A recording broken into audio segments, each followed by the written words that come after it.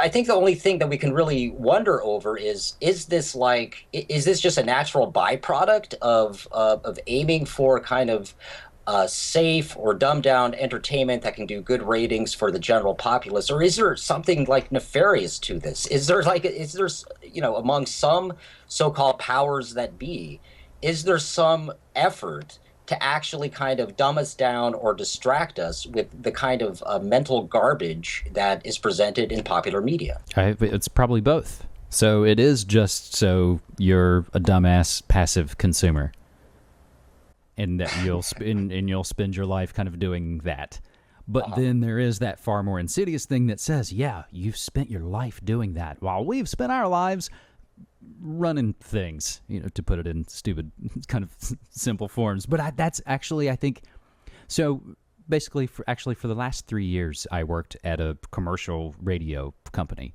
And when I started to do that in 2012, I actually put my own media, Monarchy. I used to do a live weekly podcast. I kind of put that on hold and kind of backburnered a lot of the action that I did to sort of try out, an actual radio job, because I've done pirate radio, college radio, internet radio, all that stuff for now 20 years. But I had never actually done it, a real quote unquote radio job, and was there for 3 years and actually left the job a couple of weeks ago, just for a number of reasons. But, a lot of it kind of it grew into more than I wanted to do there. But really what I saw while I was there, and whether it was sort of being on commercial radio stations, and you hear all the other commercial radio stations down the hall, because any radio company, it's like, there's the country station, there's the pop station, there's the news station, there's the da-da-da. And I look up, and, you always have TVs on in there as well. So you're watching, like the local news or local morning news, and then it goes into the Today Show. And the thing I think that it's finally kind of hit me is that because everything exploded so big because of the web and because of our information and our hunger for information now as well, I think it got out of hand for sort of the powers that shouldn't be. And it seems like the biggest push is to now sort of control the conversation and bring it back to, let's all make sure we're all talking about the same handful of stories. And that's going to be the crazy thing Jimmy Fallon did with lip syncing and Tom Cruise, whatever Donald Trump kind of stuff. And even as you're watching actually the morning shows, I don't know if you know this, but I mean, they've got, if you turn on MSNBC, it's Mika Brzezinski. So you've got Zbigniew Brzezinski's daughter.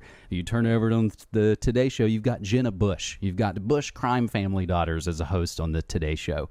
So they have all of their sort of people there. And the mission sort of seems to be, we are all having the same handful of conversations. Most of them are inconsequential.